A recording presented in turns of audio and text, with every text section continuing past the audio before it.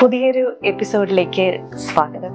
തകച്ചൻ ബ്രദറിന്റെ വിശേഷങ്ങളിലൂടെയാണ് നമ്മൾ കടന്നുപോയിക്കൊണ്ടിരുന്നത് കഴിഞ്ഞ എപ്പിസോഡിൽ. ഇനിയും ഒത്തിരി അനുഭവങ്ങള്, വിശേഷങ്ങള് നമുക്ക് അറിയാനുണ്ട്. നമുക്ക് സ്വാഗതം ചെയ്യാം.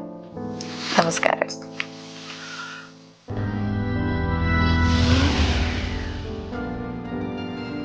അച്ഛൻ എന്നെ പേരിൽ വിളിച്ചു, എന്നെ ഈശോ തൊട്ടു, കൊച്ചിനെ കർത്താവ് തൊട്ടു, കൊച്ചിന് പ്രകടമായ രോഗശാന്തി. ഞാനിനി അങ്ങനെ തീഷ്ണമതിയാവാതിരിക്കും.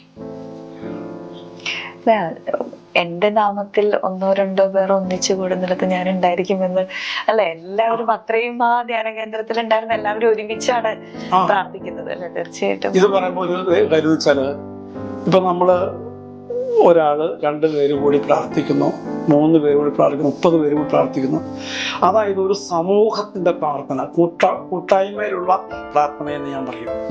ഒറ്റയ്ക്ക് പ്രാർത്ഥിക്കുന്നേക്കാൾ ഒരു സമൂഹം ഒരുമിച്ച് പ്രാർത്ഥിക്കുമ്പോൾ ഒരു വലിയ അത്ഭുതങ്ങൾ തുറക്കാൻ കർത്താവ് ഇടവരുത്തും. അവരുടെ മധ്യേ ഞാൻ ഉണ്ടായിരിക്കും. മത്തായി 18:18 19 വചനമാണ്. അവിടേക്ക് പറഞ്ഞു, നിങ്ങൾ 2 പേർ ചോദിക്കുന്ന ഏത് കാര്യവും ആർക്ക് യോജിക്കണം? ചോദിക്കുന്ന 2 പേർ തമ്മിൽ യോജിപ്പായിരിക്കണം. അവരും സ്വർഗവുമായിട്ട് ദൈവവുമായിട്ട് യോജിപ്പും വേണം. അങ്ങനെ ചോദിക്കുന്ന ഏതൊരു കാര്യവും സ്വർഗസ്നായ പിതാവ് ചെയ്തിരുന്നു പറഞ്ഞു. അതവിടെ സംഭവിച്ചു. അതാണ് ഞാൻ ഇങ്ങനെ യേശുവിനെ മരിക്കണം, മരിച്ചു ജീവിക്കണം, ജീവിച്ചു മരിക്കണം എന്നൊരു തീരുമാനം ഞാനൊന്നും അവിടെ വെച്ചെടുക്കുക. ഈ എന്താ പറയാ, ഈ ഒരു അനുഭവം ഉണ്ടാകുന്നതിന് മുമ്പ് സ്വകാര്യ ജീവിതത്തില് തെറ്റായ, ഇപ്പൊ പലരും പറഞ്ഞിട്ടുണ്ട് ഞാൻ മോശമായിട്ടുള്ള ഒരു ജീവിത രീതിയായിരുന്നു അനുവർത്തിച്ചു വന്നിരുന്നത് എന്ന് പറയുന്നത്. അങ്ങനെ ഒരു ഇതുണ്ടായിരുന്നു. അതായത് എന്തുകൊണ്ട് ദൈവം എനിക്ക് ഇങ്ങനെ ഒരു ശിക്ഷ തന്നു, അങ്ങനെ തോന്നിയിട്ടുണ്ട് എപ്പോഴെങ്കിലും? അതിനൊരു സംഭവം ഞാൻ പറഞ്ഞുതരാം. അതെല്ലാ പേരിനെ കേൾക്കുന്ന എല്ലാ ക്രിസ്ത്യാനികളും അതൊരു പാഠമായിട്ട് ഇരിക്കട്ടെ എന്ന് വെച്ചുകൊണ്ടാണ് ഞാൻ ഷെയർ ചെയ്യുന്നത്. അതായത് ഞാനൊരു മാരേജ് ചെയ്യുന്നു പറഞ്ഞില്ലേ, ഇന്റർകാസ്റ്റ് മാരേജ്. അപ്പോ ക്രിസ്തീയ സമുദായത്തിന്റെ രീതിയിൽ ഒരു പെൺകുട്ടിയോ ഒരു ആൺകുട്ടിയോ കർത്താവ് ആശീർവദിക്കാത്തൊരു വിവാഹം ചെയ്യാൻ അനുവദിച്ചിട്ടില്ല.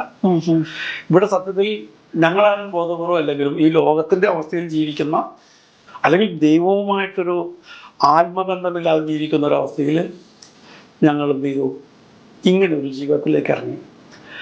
അത് ഞങ്ങൾ 2 കൂട്ടരുടെയും മാതാപിതാക്കളെ നൊമ്പരപ്പെടുത്തി.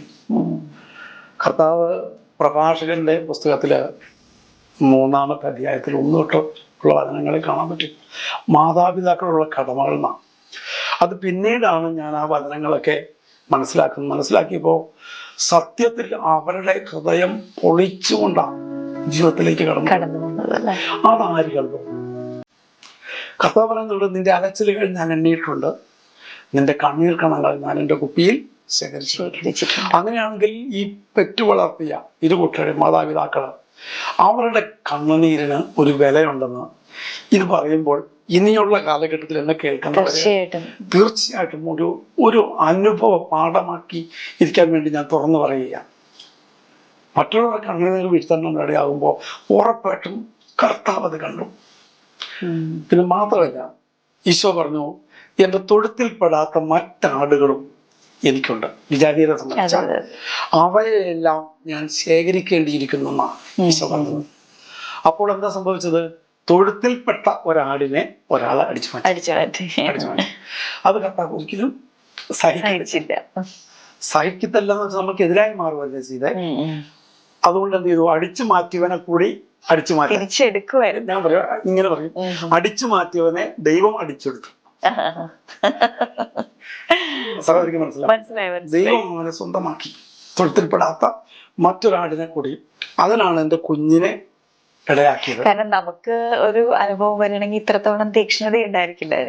കുഞ്ഞിന്റെ കാര്യം ആയതുകൊണ്ടാണ് നമ്മൾ ഇത്രത്തോളം വേദനിച്ചതും അത് തിരിച്ചറിഞ്ഞതും അല്ലെ. ഒരു കുഞ്ഞു പാപം ചെയ്തിട്ടൊന്നുമല്ല, കൊച്ചു പാപം ചെയ്തിട്ടൊന്നുമില്ല. അപ്പം നമുക്ക് മനസ്സിലാക്കേണ്ടത്, മാതാപിതാക്കള് എന്നെ കേൾക്കുന്ന സഹോദരങ്ങളോട് പറയാ, മാതാപിതാക്കളെ വേദനിപ്പിച്ചാൽ, അവർ കണ്ണു നിറയാൻ ഇടയാക്കിയാൽ എന്ത് സംഭവിക്കും? മക്കളുടെ ജീവിതത്തില്, അവരുടെ ഭാവി ജീവിതത്തില് പണി കിട്ടും. 2 മക്കബയർ 4:17 ഇങ്ങനെ വചനം പറയുന്നുണ്ട്, ദൈവിക നിയമങ്ങളോട് അനാദരം കാണിക്കുന്നത് നിസ്സാരമല്ല. ഭാവി സംഭവങ്ങൾ ഈ വസ്തുത തെളിയിക്കും കേട്ടോ. ഞാൻ എൻ്റെ അനുഭവത്തിൽ പറഞ്ഞേ. ഇതെന്നെ കേൾക്കുന്നവരൊക്കെ മനസ്സിലാക്കണം. വചനം കേൾക്കുന്ന അല്ലെ ക്രിസ്ത്യാനികളായി ജീവിക്കുന്ന അല്ലെ ക്രിസ്ത്യാനികളെന്ന് അഭിമാനിക്കുന്ന എല്ലാവരും കേൾക്കട്ടെ. ഇന്നത്തെ യുവതലമുറക്ക് അല്ലെങ്കിൽ സമൂഹത്തിനുള്ളൊരു അല്ലേ? ഒന്നുകൂടെ പഠനം പറയാം. ദൈവിക നിയമങ്ങളോട് അനാദരം കാണിക്കുക. ഞങ്ങൾ കാണിച്ചെന്താ? അറിവില്ലെങ്കിൽ പോലും ദൈവം, എന്റെ വൈഫിനെ സംബന്ധിച്ചാണെങ്കിൽ പോലും ദൈവിക നിയമങ്ങളെ കടത്തി കിട്ടി അല്ലേ? അവൾ അറിഞ്ഞുകൊണ്ടല്ല. ആ സാഹചര്യത്തിൽ അങ്ങനെയൊക്കെ ഇതൊക്കെയാണ് അതിന്റെ ഒരു പ്രാധാന്യം മനസ്സിലാക്കിയില്ല, തിരിച്ചറിഞ്ഞില്ല. അപ്പൊ എന്ത് ചെയ്തു? അതിന്റെ ഒരു പ്രതിഫലം ലഭിക്കുമെന്ന ഒരു തിരിച്ചറിവിലേക്ക് എന്ന് കേൾക്കുന്നവർ പറയാനിടയായാൽ അത് ദൈവത്തിന്റെ ഒരു കൃപ, അത് ഒരു പദ്ധതിയായിരിക്കാം ദൈവത്തിന്റെ. ഇപ്പൊ ഈ ഒരു അനുഭവം പറഞ്ഞു, വളരെ നമുക്ക് കേട്ട് നിൽക്കുന്നവർക്ക് പോലും കണ്ടു നനയിക്കുന്ന ഒരു അനുഭവമായിരുന്നു ബ്രദറിൻ്റെത്. ശരിക്കും ഈ ഒരു ആത്മീയ നവീകരണത്തിലേക്ക് വന്നതിന് ശേഷം എന്തൊക്കെ കാര്യങ്ങളാണ് ഇപ്പോ ബ്രദർ നവീകരണത്തിലേക്ക് വന്നു? എന്നെ പോലെ ക്രിസ്തുവിനെ ഇനി മറ്റുള്ളവരെ അറിയണം എന്ന് വിചാരിച്ച് എന്തൊക്കെയായിരുന്നു? പിന്നീട് എന്തെങ്കിലും ചെയ്യാൻ ശ്രമിച്ചോ, അതോ ഞാൻ ദൈവത്തിലേക്ക് എടുത്തു, ഞാൻ ദൈവത്തെ കൂടുതൽ അറിയുന്നു, ആ പ്രവർത്തനങ്ങളിലേക്ക് മുന്നിട്ട് പോവാതെ മറ്റുള്ളവരെയും കൂടി ദൈവത്തെ അറിയണം എന്നൊരാഗ്രഹത്തോടു കൂടി? തീർച്ചയായിട്ടും. കാരണം ഞാൻ അറിഞ്ഞ യേശുവിനെ മറ്റുള്ളവർ കൂടി അറിയണമെന്ന് ഞാൻ ആഗ്രഹിച്ചു. ബൈബിളിൽ ഒരു വചനമുള്ള കൊട്ടേഷൻ ഞാൻ ഓർക്കുന്നില്ലെങ്കിലും ഇങ്ങനെയാണ് വചനം: മറ്റുള്ളവരുടെ മുമ്പിൽ ഞങ്ങൾ അങ്ങേ മഹത്വപ്പെടുത്തിയ പോലെ ഞങ്ങളുടെ മുമ്പിൽ മറ്റുള്ളവരും അവിടുത്തെ മഹത്വപ്പെടുത്തുന്നത് കാണാനിടയാകട്ടെ. മനസ്സിലായോ? ഞാൻ മഹത്വപ്പെടുത്തി ദൈവം ചെയ്ത അനുഗ്രഹം കൊണ്ട് മറ്റുള്ളവരും നമ്മളുടെ ദൈവത്തെ കാണാൻ ഒരു അഭിവാഞ്ച എന്റെ ഹൃദയത്തിലുണ്ടായി. അത് ഈ കൊച്ചിന്റെ രോഗശാന്തിക്ക് ശേഷം ഞങ്ങളുടെ നാട്ടിലേക്ക് എന്നപ്പോൾ സംഭവിച്ചത്, അനേകരൊരു ജനാവലി തന്നെ ഞങ്ങളുടെ വീട്ടിലേക്ക് വന്നു. ഈ പല ആൾക്കാർ അവിടെ നിന്ന് ഇവിടെ നിന്നൊക്കെ വന്നുകൂടി ചെല്ലു ചോദിച്ചു, അരുണിന് എന്ത് പറ്റി, മരിച്ചു എന്നൊക്കെ വിചാരിച്ചു. അപ്പം പലരോട് ചോദിച്ചു, അരുൺ എന്ത് പറ്റി? ആൾക്കാർക്ക് നമ്മളോട് കൊടുക്കുന്നുണ്ടല്ലോ. എനിക്ക് പറയാൻ പറ്റുന്നില്ല. അപ്പൊ അവർ പറഞ്ഞു, അല്ല, അരുൺ സുഖപ്പെട്ടു. എങ്ങനെ എല്ലാം എങ്ങനെ? അപ്പൊ അവർ പറഞ്ഞു, ധ്യാനിക്കാൻ പോയിരുന്നു കോട്ടയില്. അപ്പൊ ഇവരെല്ലാം വന്നു, നാനാജാതി മതസ്ഥരാണ് വന്ന് ഈ കുഞ്ഞിനെ കണ്ടു. കാരണം 4 വർഷമായിട്ട് അവരുടെ നഗ്ന നേത്രങ്ങൾ കൊണ്ട് ഈ ചീഞ്ഞഴിയ കൊച്ചിനെ കണ്ടോണ്ടിരുന്നതാ. അവനെ കണ്ടിട്ട് അവർക്ക് വിശ്വസിക്കാനാവുന്നില്ല. ഒരിക്കല് ഈ കൊച്ചിനെ പ്രസവം തൊട്ട് മരണാവസ്ഥ വരെ എത്തിക്കാൻ വേണ്ടി എത്തിയിരുന്ന അവസ്ഥയില് ഇവനെ പല സ്ഥലത്തേക്കും പറഞ്ഞു വിട്ട ആ ഡോക്ടർ, ഭാസ്കരൻ ഡോക്ടറുണ്ട്. അദ്ദേഹം ഒരിക്കൽ മൂത്ത കൊച്ചിനെ കൊണ്ട് ഞാൻ കാണിച്ചപ്പോ, ഈ രോഗശാന്തിക്ക് ശേഷം കാണിച്ചപ്പോൾ, നിന്റെ ആ ഇളയ കൊച്ചെന്നേ പറയുള്ളൂ, ജീവിച്ചിരിപ്പുണ്ടെന്നാ ബാക്കി. എൻ്റെ ആ ഇളയ കൊച്ചാരും അത്ര ചോദിച്ചത്. ഞാൻ പറഞ്ഞു, സാറേ, അവൻ സുഖപ്പെട്ടു. എങ്ങനെ സുഖപ്പെട്ടു? ഞാൻ പറഞ്ഞു, ധ്യാനം അതിനെക്കുറിച്ച് പറഞ്ഞു. അതുകൊണ്ട് എൻ്റെ കൊച്ചിനെ ഇപ്പൊ കാണണം. ഞങ്ങള് അടുത്ത വണ്ടിക്ക് മൂത്തവന്റെ വീട്ടിൽ കൊണ്ടാക്കിയിട്ട് ഇളയവരെ കൊണ്ട് കാണിച്ചു. ഡോക്ടർ ഇരിക്കുക, ഒരു ഡോക്ടറാണ്, അദ്ദേഹമാണ് ആ ഈ ഹോസ്പിറ്റലിൽ പോകും, ആ ഡോക്ടറെ കാണും. പല സ്ഥലത്തേക്കും പറഞ്ഞു വെച്ച് ഈ ഡോക്ടറെ കുറിച്ച് ഞാൻ പ്രസവം എടുത്തേ. അപ്പം ഇതെല്ലാം കൊണ്ട് ജനങ്ങൾ എങ്ങനെ അന്തം വിട്ടു. പെട്ടെന്ന് എൻ്റെ ഉള്ളിലൊരു ചിന്ത, ഈ ദൈവത്തെ മറ്റുള്ളവരറിയണം. അപ്പൊ ഞങ്ങൾ ആ നാട്ടിൽ നിന്ന് ഒരു വണ്ടി അറേഞ്ച് ചെയ്തു. പൈസയൊന്നും ഇല്ല കേട്ടോ. ഞാൻ പറഞ്ഞു, ചേട്ടാ വണ്ടി വേണം, ഞാൻ ഉള്ള പോലെ തരാം. ഈ വരുന്ന ആൾക്കാർക്കൊന്നും പൈസ ഇല്ല, പാവങ്ങളാ, ഹിന്ദുക്കളാ കൂടുതൽ. അപ്പൊ ഞാൻ മറ്റു വിജാതിയരെ യേശുവിലേക്ക് കൊണ്ടുവരാൻ വേണ്ടിയുള്ള ശ്രമമായി. ഞാൻ മാത്രം രക്ഷപ്പെട്ടാൽ പോരല്ലോ, ക്രിസ്ത്യാനി എങ്ങനെ രക്ഷപ്പെട്ടുള്ളൂ? അവൻ ദൈവത്തെ കുറിച്ച് ഒന്ന് കേൾക്കാത്ത ആളുകൾ കേൾക്കട്ടെ. ഒരു വണ്ടി വിളിച്ച് കോട്ടയാശ്രമത്തിലേക്ക് ശനിയാഴ്ച, രണ്ടാമത്തെ ശനിയാഴ്ച 2 വണ്ടി, മൂന്നാമത്തെ ശനിയാഴ്ച 3 വണ്ടി, ആളുകൾ ഇങ്ങനെ വന്നോണ്ടിരിക്കുക. അപ്പം ഒരു ദിവസം ഈ 3-ാമത്തെ ആഴ്ച വന്നപ്പോൾ ബഹുമാനപ്പെട്ട ആന്റണി പൈപ്പിള്ളി അച്ഛൻ എന്നെ വിളിച്ചു. ഉണ്ട് പറയണം, ബ്രദറെ, കർത്താവ് ശുശ്രൂഷക്കായി വിളിക്കുന്നു, എൻ്റെ ടീമിലേക്ക് ചേർന്ന്. അതൊരു മറക്കാനാവാത്തൊരു വാക്കാ. അങ്ങനെ അച്ഛന്റെ ടീമിലേക്ക് അടുത്ത ആഴ്ച തൊട്ട് പോകുക. അപ്പൊ ഞാൻ പറഞ്ഞു, അച്ഛാ ഈ 3 വണ്ടി ആളുകളെ കൊണ്ടുവന്നുകൊണ്ടിരിക്കുന്നില്ല, അവരൊക്കെ എന്ത് ചെയ്യും? അപ്പൊ അച്ഛൻ പറഞ്ഞു, അത് കർത്താവ് വേറെ ആളുകളൊക്കെ ഏൽപ്പിച്ചോളും. ഇപ്പൊ 3 വണ്ടിക്ക് ആൾക്ക് എത്ര വരും? ഒരു 45 പേര്. അപ്പൊ അച്ഛൻ പറഞ്ഞു, നീ 5000ങ്ങളുടെയും 10,000ങ്ങളുടെ മുമ്പിലാണ് നിൽക്കാൻ പോണേ. 45 പേരെ കർത്താവ് വേറെ കൊണ്ടുവരും. പക്ഷേ ഇനി ഒരു വലിയ ജനാവലിയുടെ മുമ്പിലാണ് കർത്താവ് നിർത്താൻ പോകുന്നത്. അങ്ങനെ ബഹുമാനപ്പെട്ട ആന്റണി അച്ഛൻ്റെ കൺവെൻഷൻ, അച്ഛൻ ആ കാലഘട്ടത്തില് കോട്ടയ ആശ്രമത്തിന്റെ ഡയറക്ടറാണ്. അച്ഛന് ഓൾ ഇന്ത്യ കൺവെൻഷനാണ്. അച്ഛന് പ്രത്യേകമായിട്ട് ഒരു തിളങ്ങി നിൽക്കുന്ന ഒരു സമയമാണ് ആ മേഖലയില്. അപ്പൊ അച്ഛന് എല്ലാ സ്റ്റേറ്റുകളിലും കൺവെൻഷനുകള്, ധ്യാനങ്ങളൊക്കെ, അതുപോലെ ഓൾ കേരള കൺവെൻഷൻ മെയിനായിട്ട് പൈപ്പിളച്ച് നടക്കൊണ്ടിരിക്കുന്നത്. അപ്പൊ അച്ഛനെ എല്ലാ ശുശ്രൂഷയിലേക്കും കൊണ്ടുപോകാൻ തുടങ്ങി. കൊച്ചിനെയും വിളിക്കും സാക്ഷ്യത്തിനായിട്ട്. അങ്ങനെ ഞങ്ങള് അനേക ഇടവകകള്, അനേക കൺവെൻഷൻ സെന്ററുകള്, മറ്റ് സ്റ്റേറ്റുകള്, അവിടുത്തെ കൂട്ടായ്മകള്, ആന്തരിക സൗഖ്യ ധ്യാനങ്ങള്, അതിലൊക്കെ ബഹുമാനപ്പെട്ട അച്ഛൻ എന്നെ ഒത്തിരി സ്നേഹത്തോടും ഒത്തിരി എന്താ പറയുക കരുണയോടും കൂടി ഞങ്ങളെ കൊണ്ടു നടന്ന് ഞങ്ങളെ വളർത്തി. അപ്പോൾ എൻ്റെ തീഷ്ണത ഇങ്ങനെ വർദ്ധിച്ച സമയത്ത് ഡിവൈൻ ധ്യാന കേന്ദ്രത്തിൽ കയറി തുടങ്ങി. തുടക്കത്തിൽ തന്നെ 97 തന്നെ കയറി തുടങ്ങി. അപ്പോൾ ഞാൻ വിചാരിച്ചു, അപ്പൊ ഞങ്ങൾക്ക് ഒരു കൂട്ടായ്മയോടെ ബഹുമാനപ്പെട്ട പനക്കച്ഛനെ സമ്മതിക്കണം. അച്ഛനുണ്ടല്ലോ ഈ ധ്യാനം കൂടിയിട്ട് ചെതറി പോകുന്ന എണ്ണപ്പോലുണ്ടാകരുത് മറ്റു വിചാരിയര്, അവർക്ക് പിന്നെ ഒരു ഫോളോ അപ്പ് കൊടുക്കാൻ സഭയില്ല. ഞാൻ തുറന്നു പറയാം, എനിക്ക് വിഷമം കൊണ്ട് പറയാം, സഭയിൽ ഇന്നും ആ സംവിധാനമില്ല, കത്തോലിക്ക സഭയില്ല.